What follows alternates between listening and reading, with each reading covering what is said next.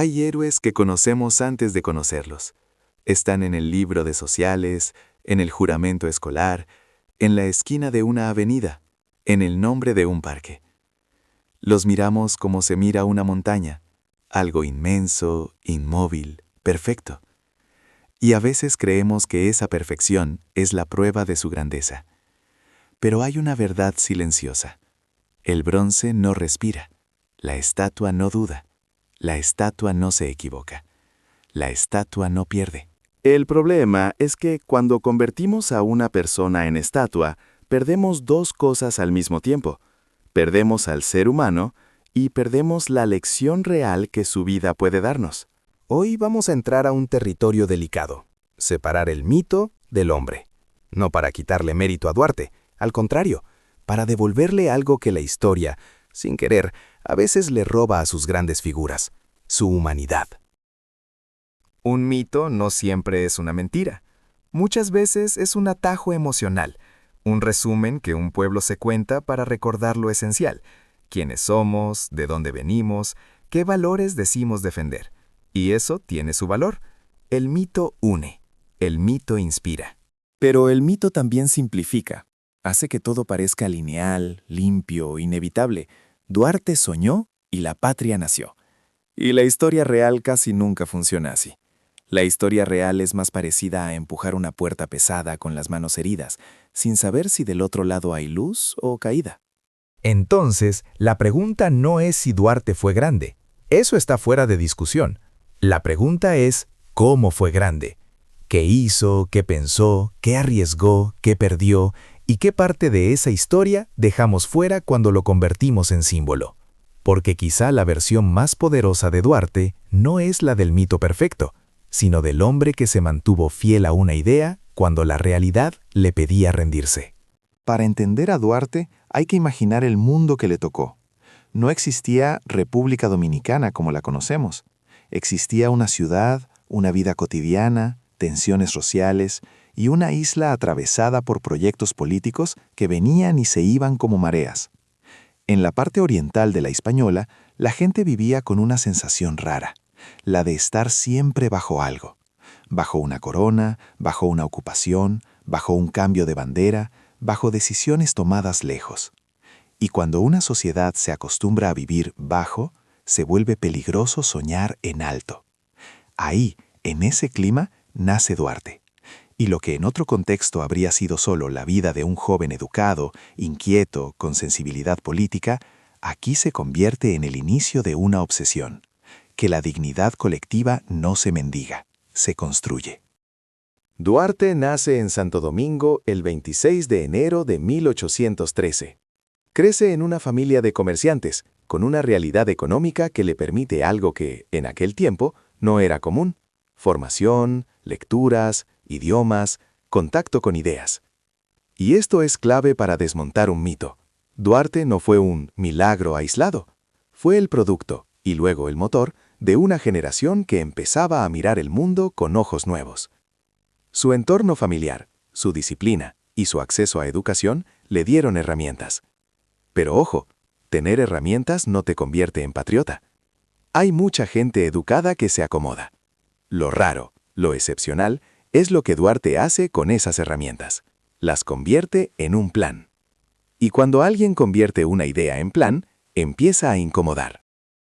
Si uno quiere encontrar el origen íntimo de ciertos líderes, casi siempre aparece un momento, una puerta que se abre y deja ver otro mundo.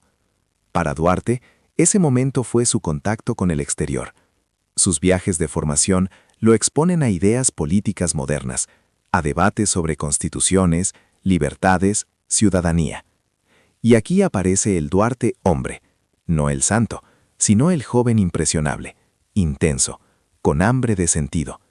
Un joven que descubre que los países no nacen por decreto, ni por suerte, ni por destino. Nacen porque gente concreta se organiza, se educa, se arriesga y paga costos. Cuando vuelve, ya no regresa igual. Regresa con una idea que quema, que su tierra no tiene por qué vivir subordinada, que puede imaginarse como Estado, que puede nombrarse. Y esa necesidad de nombrar lo propio es el inicio de toda independencia. Soñar es fácil. Lo difícil es organizar el sueño sin que te destruyan antes. Y ahí empieza el Duarte estratégico. Porque Duarte entiende algo que muchos idealistas no entienden. Si la lucha es solo emoción, se evapora. Si es solo rabia, se desborda. Pero si es organización, se vuelve historia. Entonces, hace algo casi impensable. Crear una estructura clandestina, con disciplina, con reglas, con método. No para hablar de libertad, sino para producirla. Y aquí el mito empieza a temblar. Duarte no fue solo el poeta de la patria, fue un organizador político, un constructor de redes, un hombre que entendió que la independencia no se proclama, se prepara. Y preparar algo así, en ese contexto, equivalía a jugarse la vida en silencio. El 16 de julio de 1838, Duarte funda la Trinitaria. No era un club patriótico, era una sociedad secreta con propósito directo, construir las condiciones para separar la parte oriental del dominio haitiano y crear un Estado independiente. La Trinitaria se organiza en células para proteger identidades, reclutamiento limitado, comunicación cuidadosa y una idea simple: crecer sin exponerse demasiado. En algunas fuentes se describe el método como reclutar a 2 más, formando tríos sucesivos. En otras se narra con variaciones, pero el sentido es el mismo: expandirse con control para sobrevivir. Y aquí aparece una belleza rara. El patriotismo ya no es discurso, es logística, es paciencia, es riesgo administrado, es la libertad aprendiendo a caminar sin hacer ruido. Toda organización necesita un punto de no retorno, un acto simbólico que te ate las manos para que no puedas escapar cuando llegue el miedo. En la Trinitaria, ese punto es el juramento. El juramento no es solo una frase, es una declaración total. Persona, vida y bienes puestos al servicio de un objetivo, Instituto Duartiano. Y aparece el lema: Dios, patria y libertad, Instituto Duartiano. Ahora míralo sin mito. Ese lema suena bonito en un mural, pero en la vida real significa renunciar a la comodidad. Significa aceptar que la causa puede devorarte. Significa que, si te descubren, nadie va a venir a rescatarte. Ese juramento es Duarte entregando algo que el mito no suele mostrar: su tranquilidad. A cambio, gana algo que el mito sí muestra, pero sin explicar: una coherencia feroz. Y la coherencia, cuando es auténtica, es más peligrosa que cualquier arma. No siempre se lucha con fusiles. A veces se lucha con historias. Duarte y los suyos impulsan sociedades como la filantrópica y la dramática, usando el teatro para despertar conciencia patriótica. Esto es brillante porque ataca un problema invisible. La gente puede vivir oprimida sin darse cuenta. Puede normalizar el "así son las cosas". Entonces el teatro, la palabra, la emoción colectiva se vuelven armas. El mito suele pintar a los patriotas como hombres duros, siempre solemnes. Pero aquí hay otra imagen: jóvenes creando comunidad, creando símbolos, creando un nosotros antes de que exista un Estado. Es fundar patria en la dimensión más profunda, en la imaginación social. Sin ese nosotros, ninguna independencia aguanta. Con ese nosotros, incluso la derrota se vuelve semilla. En 1843, el escenario político cambia. En Haití se mueve el tablero contra el gobierno de Boyer, y los trinitarios buscan alianzas tácticas para que el momento sea propicio. Pero cuando cambian los gobiernos, cambian también los compromisos, y la historia, que no es una novela justa, les responde con persecución. Aquí aparece el Duarte vulnerable, el hombre que tiene que decidir entre quedarse y caer o salir y sobrevivir para continuar la causa. A veces, desde afuera, la gente llama cobardía a lo que en realidad es estrategia de supervivencia. Y Duarte termina forzado al exilio, no como un héroe que se va en gloria, sino como alguien que se va con urgencia, con el cuerpo a salvo, pero con el corazón mordiéndose por dentro, porque la independencia se acerca y él no sabe si la verá. En el exilio, Duarte no se convierte en leyenda, se convierte en un hombre buscando recursos. Hay un pasaje revelador. Cuando recibe llamados urgentes para iniciar la sublevación, Duarte escribe a su familia pidiendo disponer de bienes para sostener la causa. Eso rompe un mito cómodo. La independencia no fue solo valor, fue financiamiento. No fue solo discursos, fue munición, logística, viajes, sobornos, barcos. Y también rompe otro mito. Duarte no era un superhombre ajeno a lo material. Sabía que sin recursos el plan moría, y aún así empuja a su familia hacia el sacrificio económico. Aquí no hay bronce, hay tensión moral, porque ofrecerlo todo suena heroico, hasta que entiendes que todo era el sustento real de una familia real. Duarte elige el país que aún no existe, por encima de la seguridad que sí existe.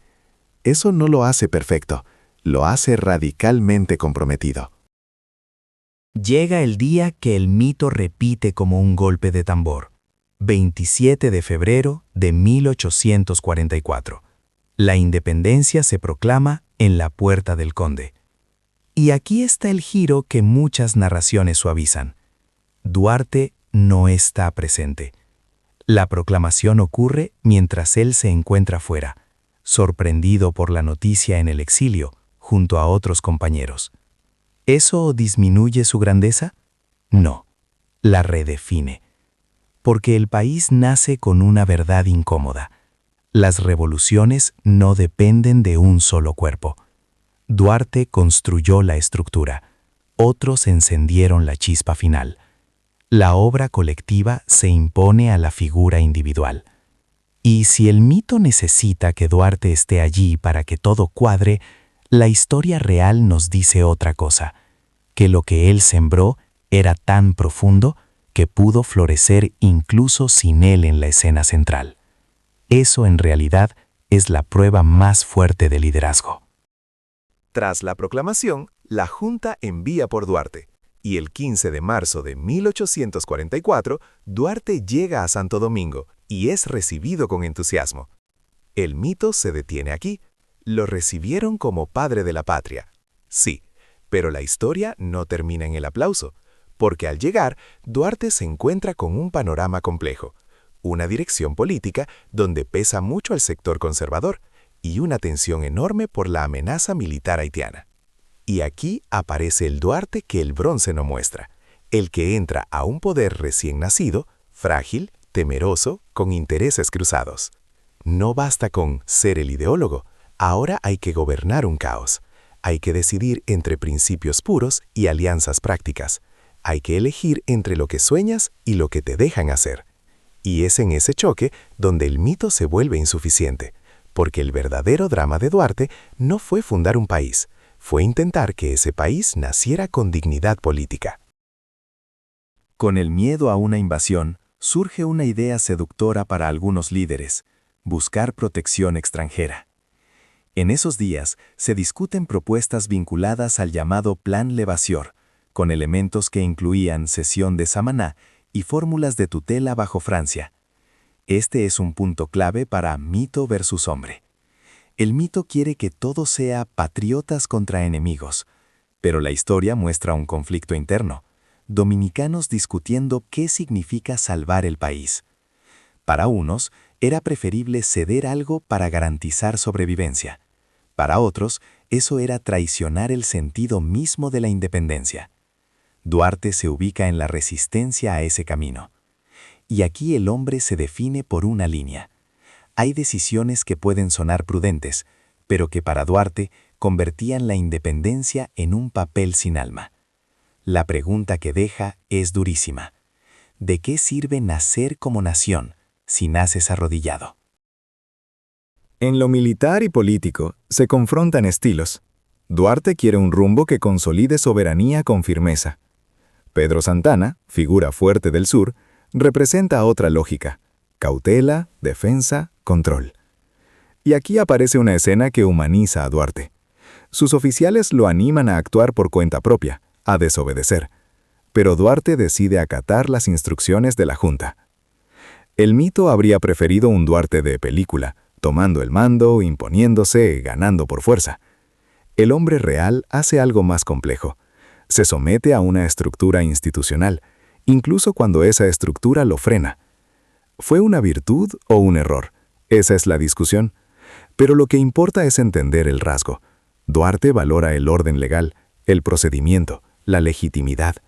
Y ese rasgo, en una república naciente, puede ser noble y a la vez letal para tu carrera política. Porque en tiempos de guerra, casi siempre gana quien manda sin pedir permiso. Duarte no se queda quieto. En junio de 1844 se produce un movimiento político-militar y popular que desplaza a figuras conservadoras dentro de la Junta y se reconfigura el poder. Esto revela algo que el mito olvida. Duarte no era solo un soñador. Sabía maniobrar, sabía crear correlación de fuerzas, sabía que la política es disputa, no oración. Pero ese triunfo dura poco, y aquí el hombre vuelve a aparecer, porque el poder recién conquistado es inestable, frágil, lleno de enemigos. A veces la historia tiene un humor cruel. Te deja ganar una batalla para que la derrota posterior duela más. Y Duarte queda expuesto, porque cuando te conviertes en obstáculo para intereses grandes, ya no eres padre de la patria, te vuelves problema. Y cuando un líder se convierte en problema, el sistema que ayudó a crear puede expulsarlo con una frialdad aterradora. En julio, Santana entra en la ciudad. Las tropas desconocen la Junta y lo aclaman como dictador. Comienzan apresamientos de trinitarios. Este es el punto donde el mito se rompe, porque el mito necesita un final feliz. Fundaron el país y vivieron para verlo. La historia real es más amarga. El proyecto de nación se funda y uno de sus principales arquitectos queda marginado casi de inmediato. Duarte, que soñó una república con legalidad, se encuentra con la realidad de la fuerza, con el poder desnudo. Y aquí, si uno escucha con atención, la historia susurra una tragedia humana. El hombre que imaginó el país no puede dirigirlo. El país nace, pero nace con un conflicto interno que lo marca. Libertad versus control. Principio versus caudillismo.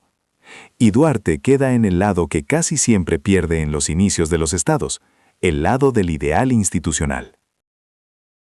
El 22 de agosto de 1844 se dicta una resolución que declara a jefes trinitarios traidores y los deporta a perpetuidad. Mira la ironía brutal. El fundador de una república puede ser llamado traidor por esa misma república cuando el poder cambia de manos. Aquí el mito enmudece, porque no sabe qué hacer con este dolor. En el mito, el héroe es celebrado. En la vida real, el héroe es expulsado. Y Duarte se va. Termina estableciéndose en el exilio, principalmente en Venezuela, donde pasará gran parte de su vida. No hay música épica, hay distancia, hay nostalgia. Hay una pregunta que, probablemente, le mordía la mente. ¿Valió la pena? Y aún así, su historia no se desmorona.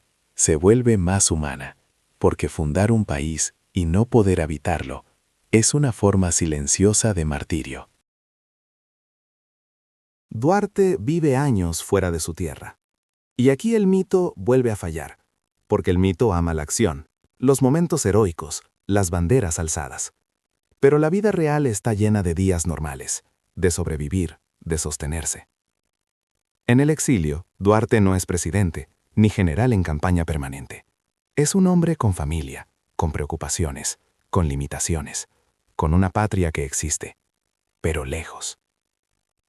Muere en Caracas el 15 de julio de 1876.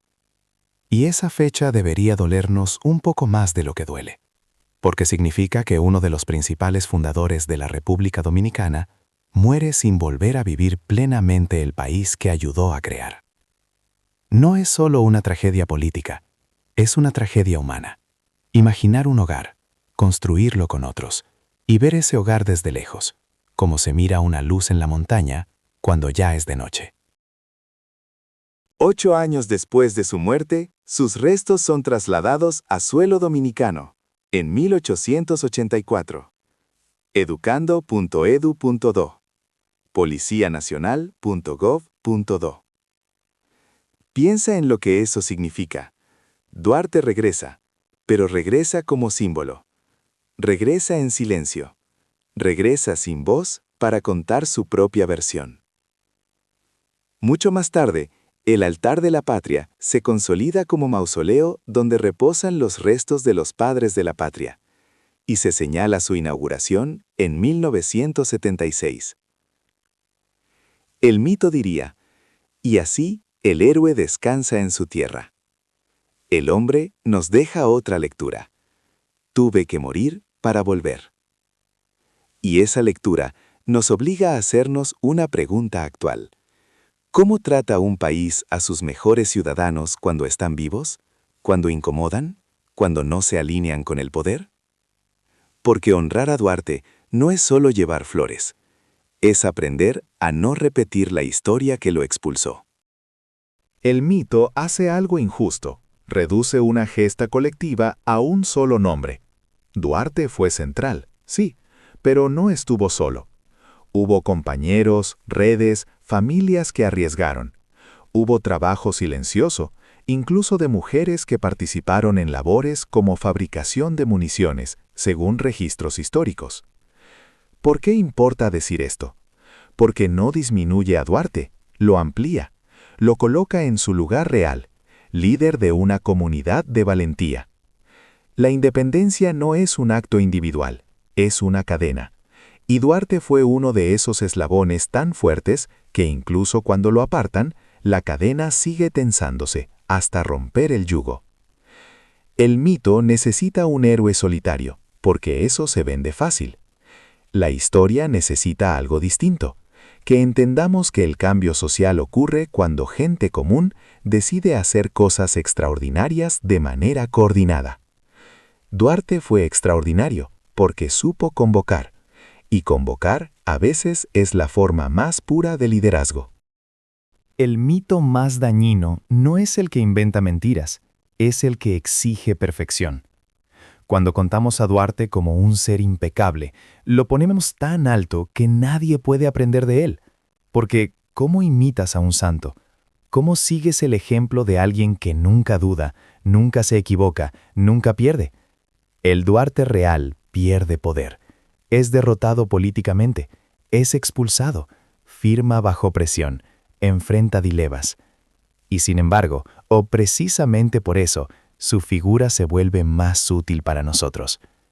Porque entonces Duarte deja de ser adorno patriótico y se convierte en espejo, un hombre que, con limitaciones humanas, sostuvo una idea por encima del miedo. Eso es lo que verdaderamente inspira, no la perfección, sino la persistencia. Y si hoy sentimos que el país es difícil, que las instituciones fallan, que la política decepciona, recordar a Duarte como humano nos deja una tarea concreta: insistir, organizar, educar, construir comunidad. No para ser héroes de bronce, sino ciudadanos de carne y hueso. Otro mito cómodo: creer que la patria nació en un solo día, por un solo acto, casi por magia. La independencia se proclama el 27 de febrero, ¿sí? Pero antes hay proceso, preparación, documento, convencimiento, organización. Y ahí aparece el valor real de Duarte. Insistió en construir condiciones, no solo emociones. Cuando un pueblo cree que las cosas grandes ocurren de golpe, se vuelve impaciente, se frustra rápido, abandona proyectos. Pero cuando entiende que todo gran cambio es acumulación de pequeños actos valientes, la esperanza se vuelve práctica. Duarte nos enseña eso, que la libertad se cocina con tiempo, con método, con alianzas, con prudencia y con audacia. Y eso significa algo duro. Si queremos un país mejor, no basta con indignarnos un día. Hay que sostener un proceso. El mito te da una fecha, el hombre te da una disciplina. Duarte vivió el dilema que aún hoy se repite con otros nombres. ¿Qué estás dispuesto a ceder para sobrevivir? En su tiempo, la amenaza era militar, inmediata. y la tentación era buscar amparo extranjero, incluso con costos territoriales. Duarte representa la voz que dice, si cedemos la soberanía, sobrevivimos, pero ¿qué sobrevivirá? Ese dilema no es de museo. Hoy se ve en decisiones económicas, en dependencia, en corrupción, en pactos que se disfrazan de pragmatismo. El mito convierte a Duarte en una frase bonita. El hombre convierte a Duarte en una advertencia. La independencia no termina cuando se iza una bandera. Empieza ahí. Y esa independencia no se protege solo con armas. Se protege con instituciones, con educación, con ética pública. Por eso, cuando lo reducimos a una estatua, lo traicionamos un poquito, porque Duarte no fundó un país para que lo aplaudieran, lo fundó para que lo defendieran, todos los días.